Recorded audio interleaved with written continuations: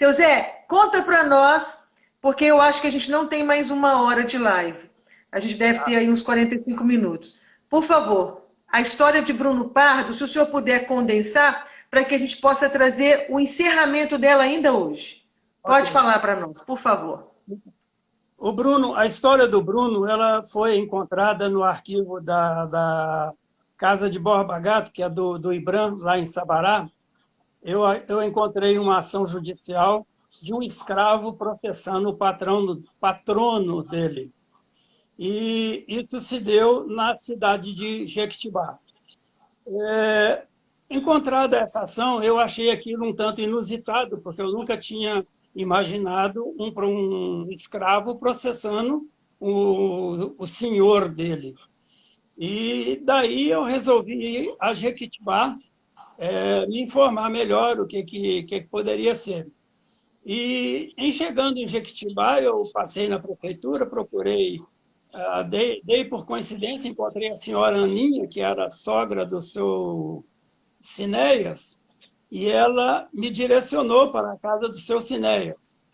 E, conversando com ele, eu comecei a tomar conhecimento da família Marques Guimarães, que era a família proprietária desse escravo. E o seu Cinéias começou a me dar algumas informações, e, a partir daí, nós voltamos a Sabará e procuramos o restante das informações sobre a família. Encontramos os nomes das pessoas que seriam as proprietárias desse escravo chamado Bruno Pardo. O Bruno, a gente, pelas contas que nós fizemos através das informações dos documentos, o Bruno nasceu no ano de 1804, na fazenda Barra de Jequitibá.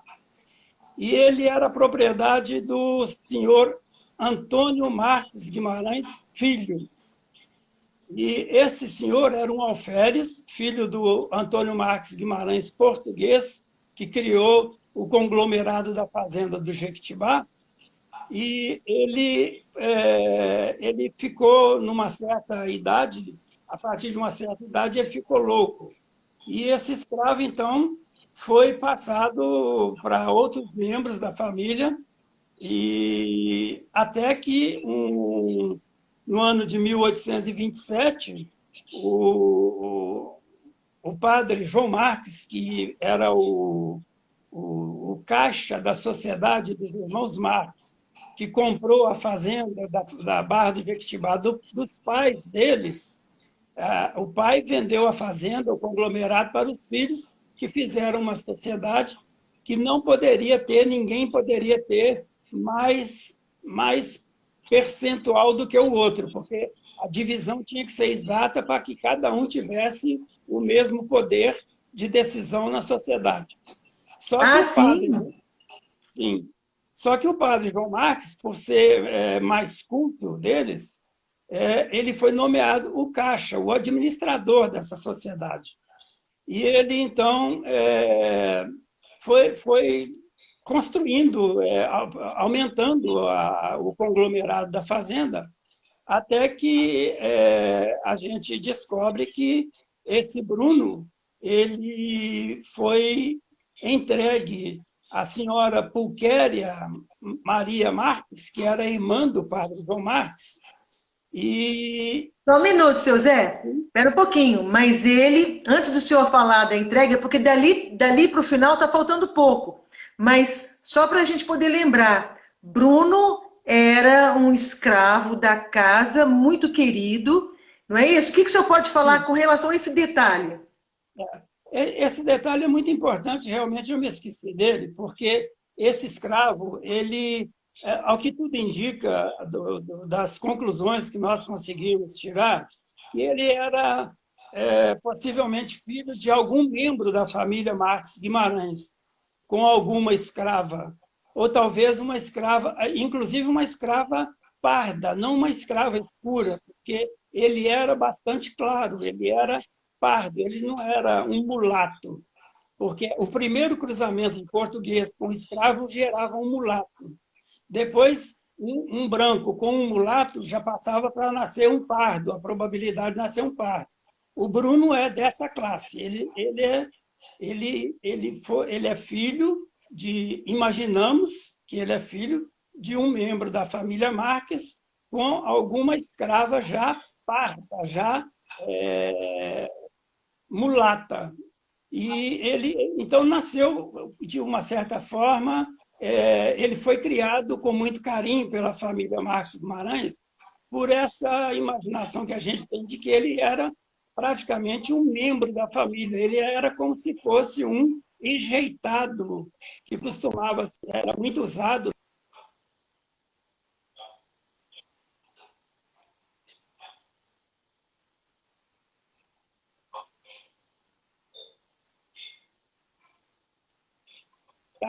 Eu não vou falar que ele é meu filho. Então, o Bruno foi criado mais ou menos dessa forma. Ele era um membro, frequentava a casa dos Marques, ele foi criado dentro da casa.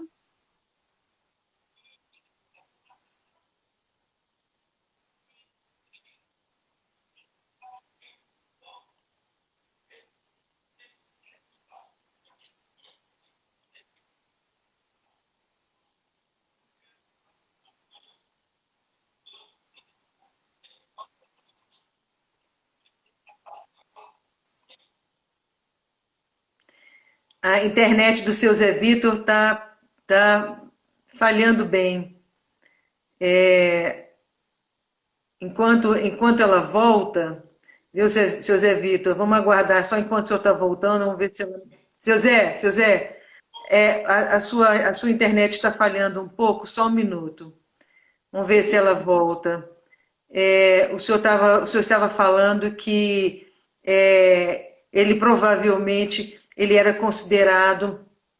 Porque uma das coisas que foi trazida aqui é que aqui na fazenda, na Barra do Jequitibá, houve também outras pessoas, outras crianças que foram... Era comum colocar crianças ali na fazenda, entregarem crianças ali, pessoas que não poderiam criar essas crianças, colocavam ali na fazenda, e aí a Puquéria, a Marinês, todas elas criavam como enjeitados, não é isso? E o Bruno... Não? Não necessariamente. Eles aceitavam as crianças que eram levadas como enjeitadas. O enjeitado ele não precisa necessariamente ter um receptor. Ele pode ser criado na fazenda como escravo, tendo sido enjeitado pela mãe. Ele foi rejeitado pela mãe, que não tinha condição de criar, então levavam para a fazenda, porque ela era uma família rica e que tinha condições de criar esse menino. Mas enjeitado, que foi criado dentro da casa, foram o Bruno e o Elias, que é um outro enjeitado que a gente não tem muita informação, a não ser no testamento da mãe, da dona Pulquéria, que ela deixa um dinheiro para um enjeitado da minha filha Pulquéria, de nome Elias. Certo. O Elias e o Bruno Pardo, eles estudavam gramática latina com o padre João Marques Guimarães. Eles foram criados, talvez, para seguirem a sina do João Marques, que se ordenou em Mariana, e eles tinham um encaminhamento para se tornarem pessoas cultas. Mas, apesar disso, cada um deles tinha as suas obrigações dentro da fazenda. E o Bruno, por algum motivo de habilidade particular, talvez, o Bruno seguiu a carreira de carapina ou carpinteiro. Na época, o nome era carapina, porque ele começou esse aprendizado de carapina na construção da ponte, que foi feita atravessando o Rio das Velhas, ligando a fazenda Barra do Jequitibá ao Arraial do Jequitibá. E ali haviam pessoas capazes, carpinteiros já formados, renomados, que foram trabalhar nessa ponte, e o Bruno começou o seu aprendizado com algum deles. O Pedro, na última live, até falou do senhor dele, um senhor, não sei o que, Coelho. Coelho. O nome dele, que foi quem instruiu o Bruno. Ele foi praticamente o instrutor para que o Bruno se tornasse um excelente carapina, Carapina, né? Que foi a profissão que ele exerceu na vida na dele. fazenda. Mas, então, se a gente for nos ater ao processo que o Bruno moveu contra o patrão, a gente tem que encurtar um pouquinho essa conversa, porque Sim. né, a história dele na família, ela é uma história que ficou realmente assim, um ambiente muito familiar. O padre, o Bruno Escravo, o Elias, e eles tinham os outros afazeres normais da fazenda. E eles foram vivendo a vida foi passando, e essa sociedade que foi montada, como toda sociedade, no final da conta, ela teve desentendimentos que, no ano de 1827, vieram a provocar o rompimento dessa sociedade. Né? Quem provocou o rompimento dessa sociedade foi o Domingos Diniz Couto, que se casou com uma irmã do padre, que chamava Dona Maria Teresa. O Domingos Diniz Couto casou-se com ela e foi morar com ela na fazenda do Bom Sucesso. E a Dona Pulquéria,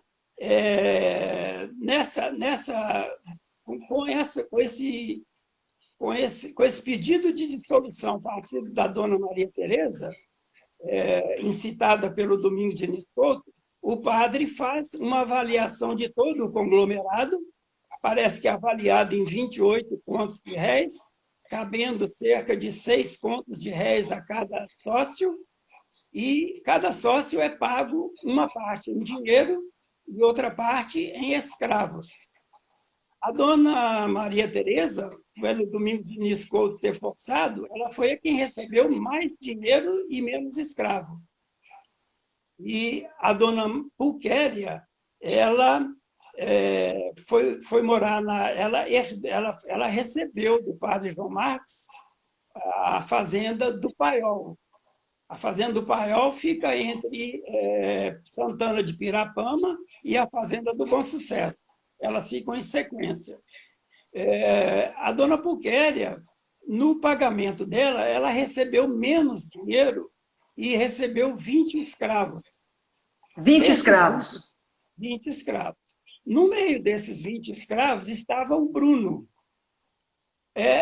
Essa entrada do Bruno nessa negociação, para nós que discutimos muito esse relacionamento dele com a família, a gente estranhou demais porque que o padre entregar ele, né? Deu o Bruno para a Dona Pulquéria, a menos que ela tivesse obrigado ou feito uma questão enorme de receber o Bruno para levá-lo para a fazenda do Paiol.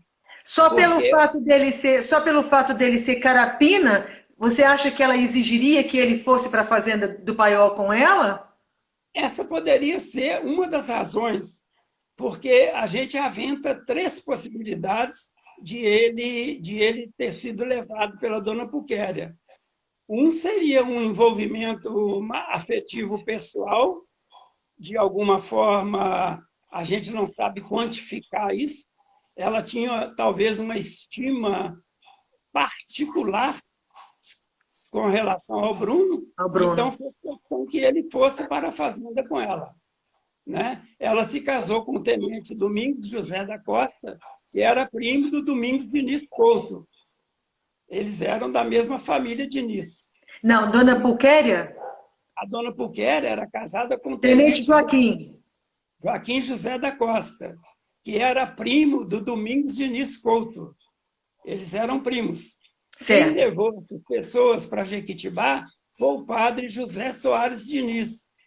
Esse José Soares Diniz era o padre encomendado de Santa Luzia e ele participava muito da vida da Capela do Santíssimo Sacramento de Jequitibá.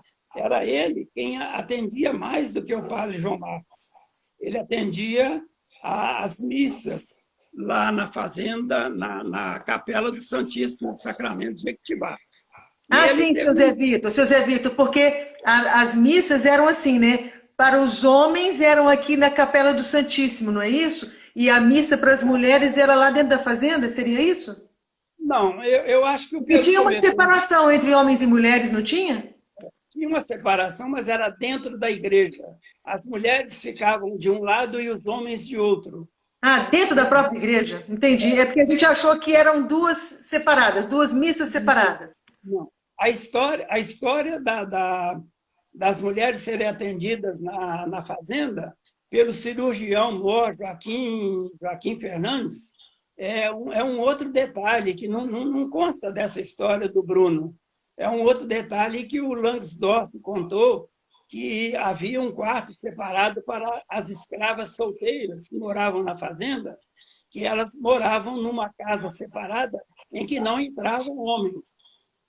O único homem que entrava era o cirurgião mor, porque ele ia lá fazer parto, atender medicinalmente as mulheres. Não tem nada a ver com missa. A missa era realizada na igreja, os homens de um lado, as mulheres do outro, e os escravos ficavam ao fundo, na porta, meio do lado de fora, meio na porta, meio do lado de fora. Mas o João Marques, ele não celebrava muito as missas. Ele contratava pessoas, padres, para fazerem. E um deles era o padre José Soares Diniz, que ia à fazenda fazer a confissão da quaresma, porque na quaresma todas as pessoas católicas tinham que fazer uma confissão para poder comungar para a vigília pascal, não é? O dia do, como é que chama, do Santíssimo Sacramento, como é que chama? Da Páscoa, né? A comungação da Páscoa, que era no domingo da ressurreição, não é?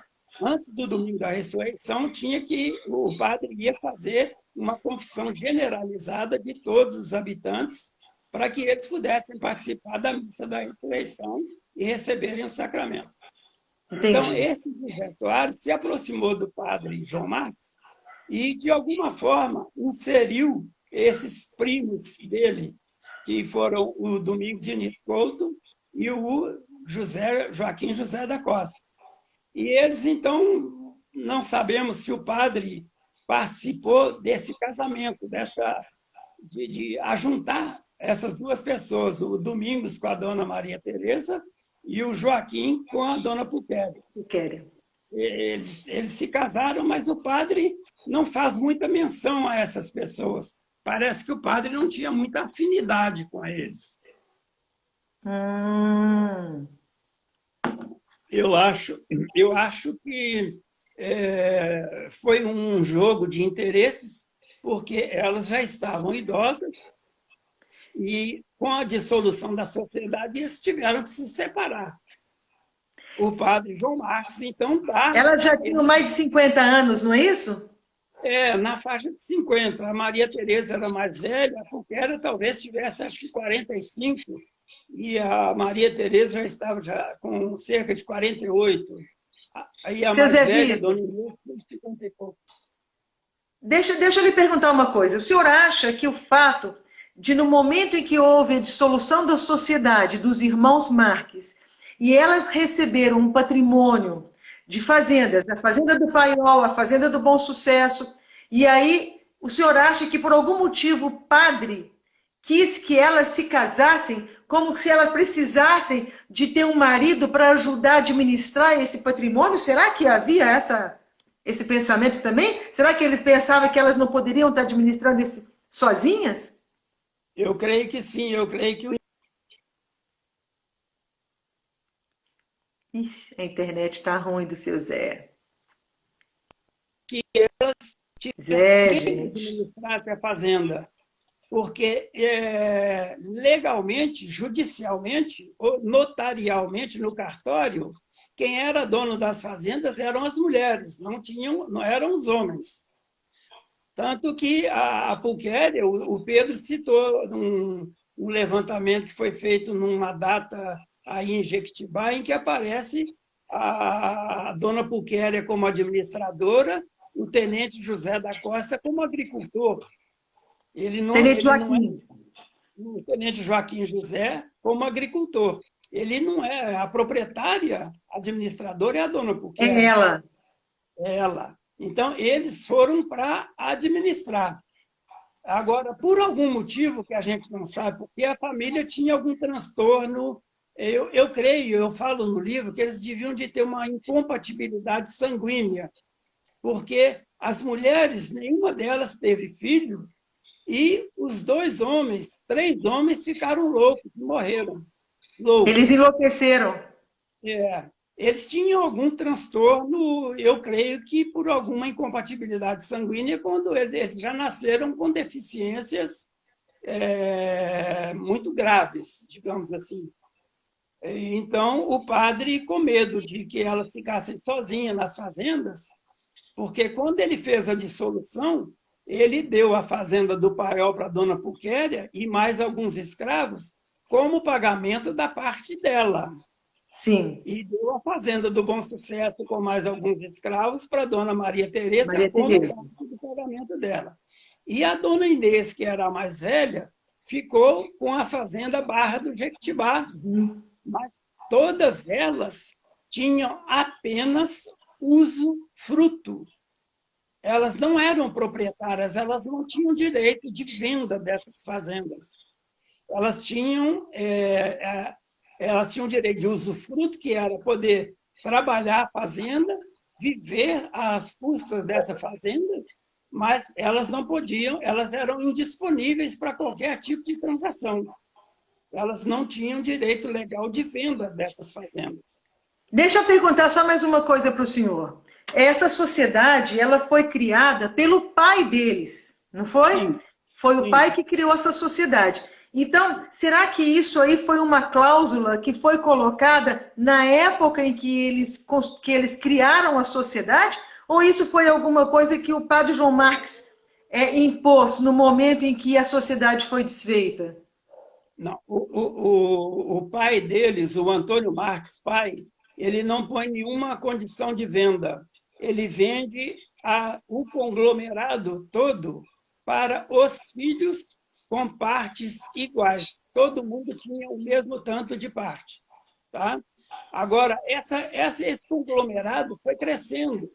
E o padre João Marques, com dinheiro próprio, também foi comprando outras coisas, Outras fazendas. outras fazendas, e que não geram mais da sociedade. E isso criou um certo desconforto, né?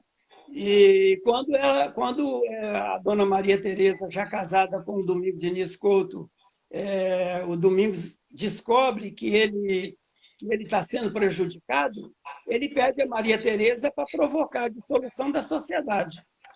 E nessa dissolução é que é criada a situação de o padre João Marques fazer no testamento dele, registrado em cartório, ele diz que ele dá a fazenda do Paiol para a dona Puquéria e dá a fazenda do Bom Sucesso para a dona Maria Tereza com direito de usufruto. Sim. E elas, então, administram essa fazenda ao critério delas, mas elas não podem dispor disso. Nesse ponto, então, é que ela leva o Bruno para a fazenda do Paiol e talvez a gente não entende por que ela fez questão de levar o Bruno.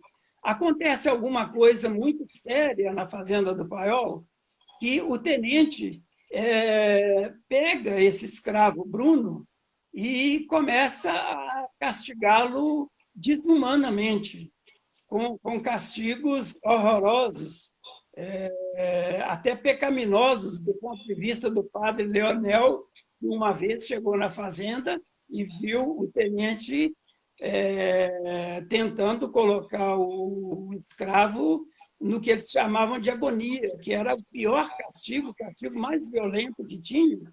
E o padre, então, consegue demover o tenente de fazer essa covardia com o escravo.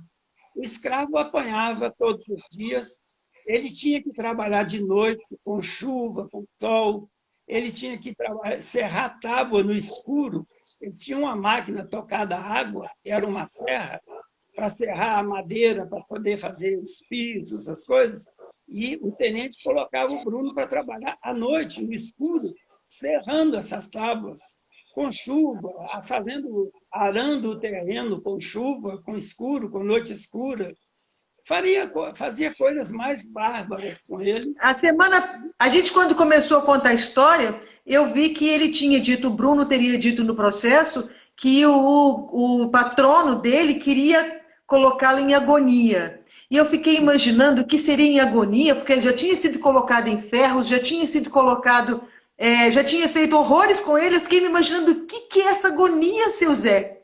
Conta para nós, o que ele queria fazer com esse escravo? Na verdade, Beth, eu também não consegui localizar o que seria essa agonia. Eu tenho a impressão de que a agonia, o tronco de campanha, que ele fala que ele já tinha sido colocado no tronco de campanha, o tronco de campanha é aquela madeira que fica em pé, uma madeira de uns 3 metros de altura, e o escravo é amarrado pelas mãos e fica semi-pendurado nesse tronco.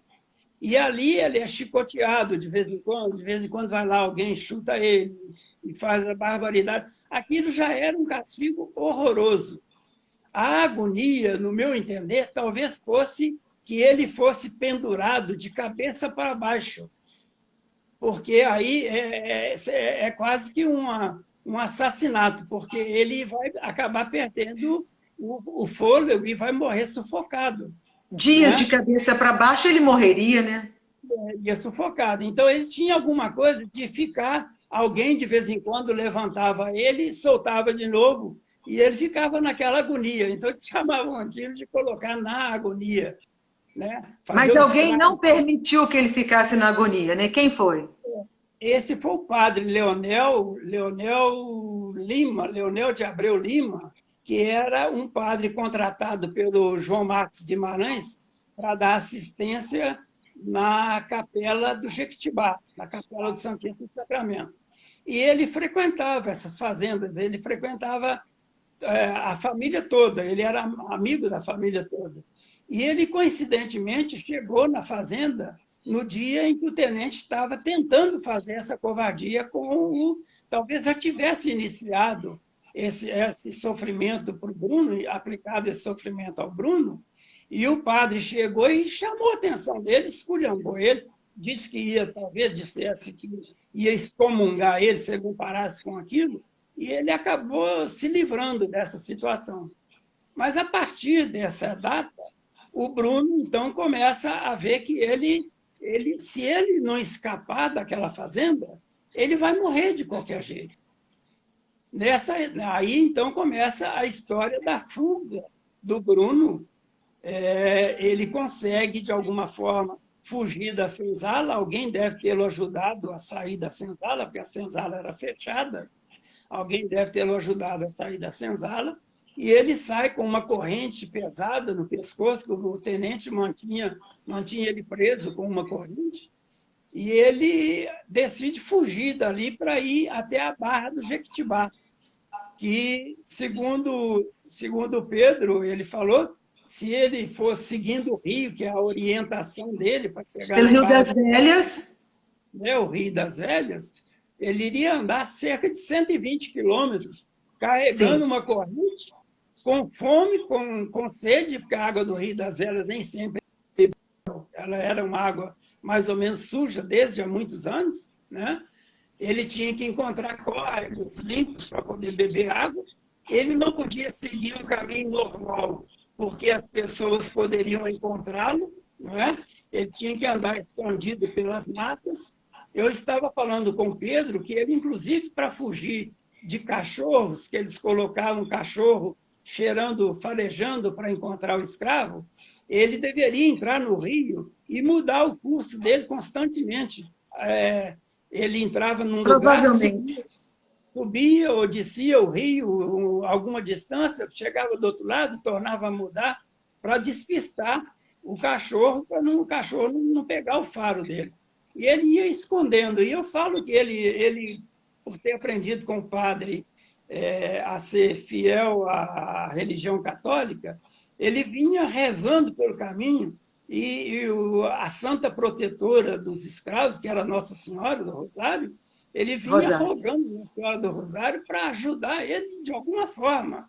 Ele passou o pão que o diabo amassou para chegar na fazenda Barra do Jequitiá, onde ele chega quase morto. A dona Inês o recebe lá. Ele não chega nem a entrar na fazenda.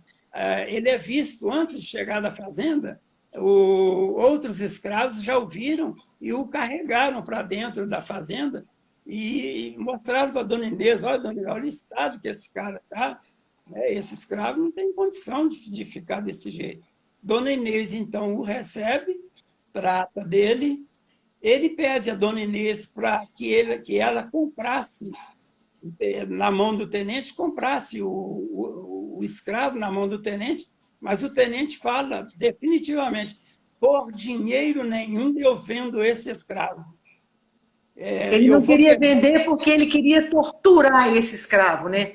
Ele tinha um ódio por esse escravo que vai saber.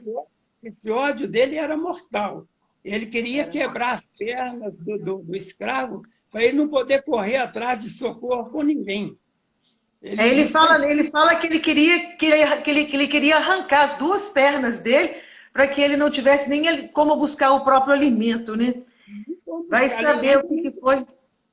E nem como buscar socorro. Ele não podia, ele não conseguiria mais sair das vistas do tenente, ele teria que ficar por ali. A dona Inês, então, tenta interceder, o padre João Marques também tenta interceder, tentando tirar o escravo da mão do tenente. Me avisa aí o tempo, quanto que eu tenho, tá? Olha, o que eu vou fazer é o seguinte: eu não vou perder essa live. Se eu ver que ela deve me informar aqui que vai desligar. Se ela me informar que ela vai desligar, eu vou desligá-la, eu vou encerrá-la e a gente continua, para não perder, porque se eu perder, ela não fica gravada. Mas vamos continuar. Tá. Mas e aí? Então, o Bruno, ele entra com uma ação contra o tenente. Essa ação é patrocinada pelo padre João Marques. Ele contrata os melhores advogados da Vila do Sabará, porque ele era uma pessoa influente na Vila do Sabará. Ele era prior, ele era a autoridade máxima da Ordem Terceira do Carmo na Vila do Sabará. Então, ele tinha um poder de autoridade muito grande na vila. E ele contratou os melhores advogados para poder defenderem o Bruno e tomarem o Bruno da mão do tenente. Mas aí a ação parece que foi mal encaminhada, usando uma lei uma lei estrangeira, que era a Filipinas, como é que era? Na verdade, eles entraram com um pedido que não poderiam ter entrado com aquele pedido, deveria ter entrado com outro pedido, né? Eles entraram baseado nas ordenações filipinas, sim, que era uma legislação que era aplicada lá para as Arábias, lá pelos desertos, lá para salvar os escravos lá do deserto. E o juiz, como já havia a Constituição brasileira, o juiz não acata não aceita dar ganho de causa para o Bruno, porque ele entrou de uma forma errônea no processo, que existia outro meio de que ele talvez conseguisse se safar, mas não dessa forma. O juiz diz, na sentença dele, que ele não tem direito a ser arrematado dessa forma, mas que existem outras formas. E essas outras formas, a gente acha que foram comunicadas ao padre João Marques, que logo a seguir entra com um recurso dessa ação de uma outra forma, e esse processo não foi encontrado lá na cidade de Sabará. porque nem toda a documentação foi salva, muita coisa se perdeu. E ele, então, ele deve ter entrado com uma apelação dessa causa, usando a própria Constituição brasileira. E Seu Zé, eu penso que não foi recurso, porque ele perdeu o processo. Pelo que eu me lembro, o juiz, inclusive, chegou a condená-lo às custas do processo, dizendo, inclusive, que ele não tinha habilitação nem para assinar uma procuração para um advogado, por ele ser escravo. E aí eu penso que talvez, não como recurso, mas o advogado, o padre, então, talvez tenha contratado um advogado para que ele entrasse com uma nova ação, com um novo pedido, aquele pedido que o juiz, então, teria dado uma dica na sentença, né? Que com aquele pedido ele não conseguiria. Mas a gente não tem nada com relação a esse processo, não é isso? Esse outro processo. Não. Nós não encontramos nada, nenhum segundo processo, dizendo que ele tivesse tido um ganho de causa. Mas a gente sabe que ele não voltou para a mão do tenente, ele não voltou a ser propriedade do tenente, porque o tenente, com esse ódio que ele já tinha do Bruno, se ele tivesse voltado para a fazenda do Paiol, o tenente certamente o teria posto na agonia e teria acabado com ele. Teria matado ele. Ele realmente... Ele ficou aonde? Onde ele ficou? Ele estava depositado judicialmente, o juiz mandou que ele fosse depositado no sítio da Ressaquinha, do senhor Francisco Antônio Barbosa, que era parente da família do padre João Marques Guimarães, parente da mãe do padre João Marques Guimarães. Ele era um senhor de renome aí em Jequitibá, ele chegou a ser juiz de paz na cidade de Jequitibá, e ele foi nomeado pelo juiz para tomar conta do Bruno, enquanto o processo corresse. E lá ele permaneceu inclusive durante essa segunda investida, e, de alguma forma, deu ganho de causa para ele, porque ele sobreviveu a tudo isso. Ele não voltou. Ele sobreviveu. Nós cremos que o próprio padre João Marques ou a dona Inês tenham conseguido arrematá-lo, né, comprá-lo da mão do tenente, e eles, então, dão a ele a alforria. Eles dão a ele a carta de liberdade e dão a ele um sobrenome. Ele, então, passa a se chamar Bruno Marques Guimarães, como cidadão Bruno Marques Guimarães. E é nessa situação que ele entra em 1841 com um segundo intento de pedir ao juiz que descrevesse o que tinha acontecido nos autos da ação lá de 1835, mas, por algum motivo, essa ação não termina, o escrivão não termina de escrevê-la, ela fica meio que inacabada, como se ela tivesse sido desnecessária. Aí, então, algum representante do padre João Marques pede para que seja devolvido a herança do padre João Marques, que ele já tinha morrido em 1841, ele morreu em 1837. Algum advogado pede para devolver o dinheiro que o padre João Marques tinha depositado como garantia de pagamento na primeira ação, que era o valor que o Bruno tinha sido avaliado por R$260 mil, e o padre aumentou mais R$50 mil, e esse valor ficou em R$310 mil. O padre, então, ou o representante do padre, pede para que esse dinheiro seja devolvido. E, a partir daí, a gente não tem mais documentação. A gente sabe que o Bruno continuou vivo, porque eu não me lembro a data, mas ele é devedor da família Pereira Goulart, ele é devedor de uma conta de R$8 mil, que deve ser de compra de mantimentos, que a família tinha venda de mercadorias na cidade. O Bruno é devedor, E aparece também o Bruno como testemunha da morte de uma cidadã que foi mordida por cobra. Ele assina, inclusive, com uma letra muito bonita no atestado de óbito.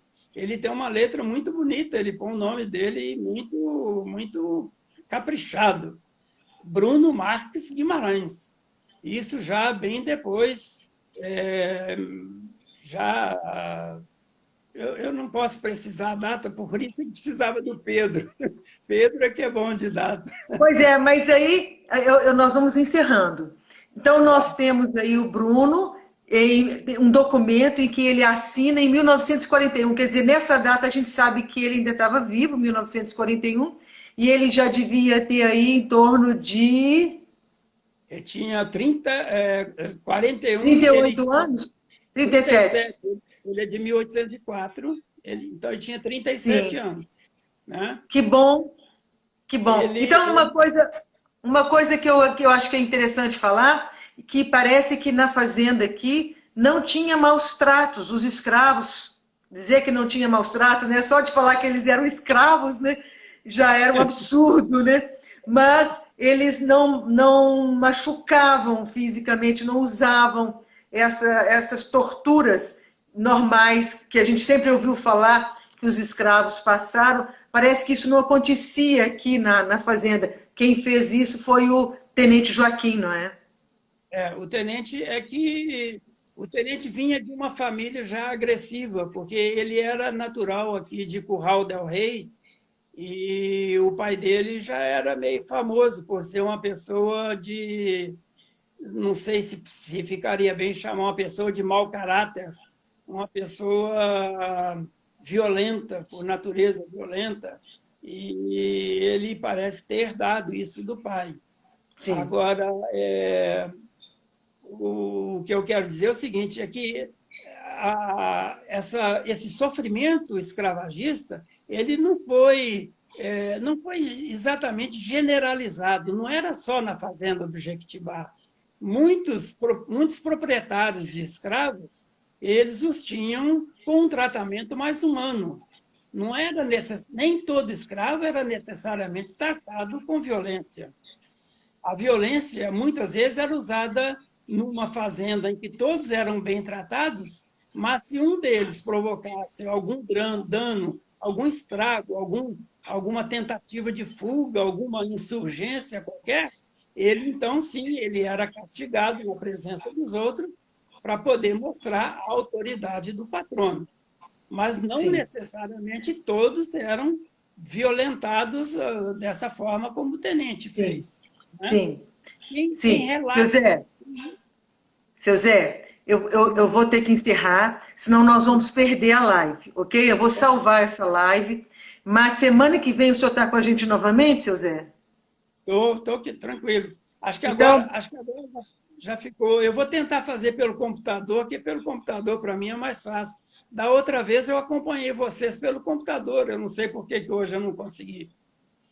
Tá, mas, bem, de qualquer maneira, a gente vai se falar durante a semana. Gente, a gente agradece muito a presença de todo mundo. Se eu não encerrar, a gente pode perder a live. E a gente quer salvar essa história muito importante, muito rica. A gente agradece muito, seu Zé Vitor. E estamos aqui na semana que vem novamente, ok? Seu Zé Vitor, muito obrigado. Semana que vem a gente está de novo aí com ele. Eu que agradeço a oportunidade de ter dado uma explicaçãozinha, embora essa história mereça um mês para a gente falar dela. Tem assunto. Eu digo o seguinte, seu Zé, essa live, essas histórias, a história de Jequitibá é uma novela. A gente ainda vai percorrer um caminho muito longo, né? E a gente quer deixar isso tudo registrado. Tá bom? Se Deus quiser. Muito obrigada, gente. Boa noite. Boa semana aí para todo mundo.